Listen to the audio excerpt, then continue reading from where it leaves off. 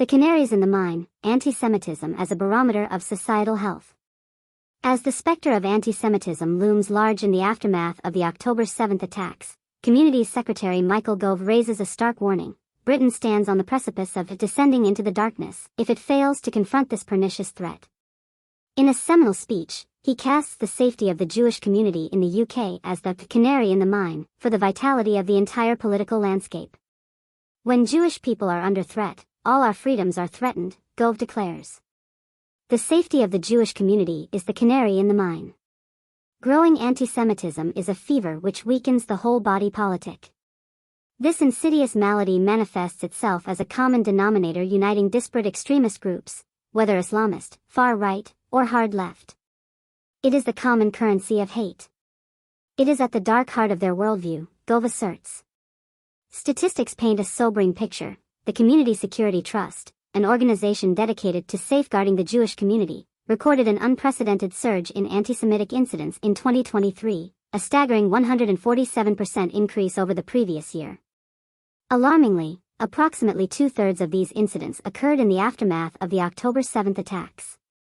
Gove turns his critical gaze towards the organizers of pro-Palestine marches, where thousands gather in cities across the UK. He laments their failure to curb the proliferation of anti-Jewish symbols of hate. Many of those on these marches are thoughtful, gentle, compassionate people, driven by a desire for peace and an end to suffering, he acknowledges. But they are side by side with those who are promoting hate.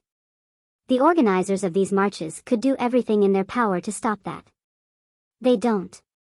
While the vast majority of these protests have been peaceful, recent incidents have marred this record. During the latest demonstration in London, police made 7 arrests, including an individual caught carrying a coffin bearing offensive language. This occurred shortly after Nakba Day, an event commemorating the displacement of hundreds of thousands of Palestinians during the 1948 war. Gove, an ardent supporter of Israel, implores his fellow parliamentarians to support his bill prohibiting British public bodies from boycotting Israel. He cautions that failing to do so could exacerbate community tensions amidst the recent Israel-Hamas conflict. His impassioned speech precedes the publication of a significant report by Lord Walney, the government's independent advisor on political violence. Scheduled for release on Tuesday, the report is anticipated to advocate for the creation of a new category for proscribing extreme protest groups. At the report's launch, Walney will assert, "It is time for the political world to catch up with the real world and view extreme protest movements as an unacceptable threat to our democracy, not an extension of it." Walney, a former Labour MP, has expressed concern that hard-left groups are actively seeking to undermine Britain's democratic foundations by flouting the rule of law.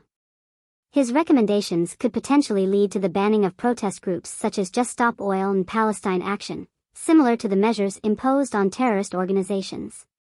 These sanctions could significantly hinder their fundraising and assembly capabilities. The Home Office has indicated that it will consider the report's recommendations, but the government's stance on proceeding with a ban prior to the upcoming election remains uncertain. The publication of its Counter-Extremism action plan is expected in the coming weeks. As Britain navigates these troubled waters, Michael Gove's warning serves as a chilling reminder that anti-Semitism is more than a mere threat to the Jewish community. It is a harbinger of a deeper malaise within society as a whole. The safety of the Jewish community stands as a barometer of our collective health, and it is incumbent upon all of us to confront this scourge with unwavering resolve.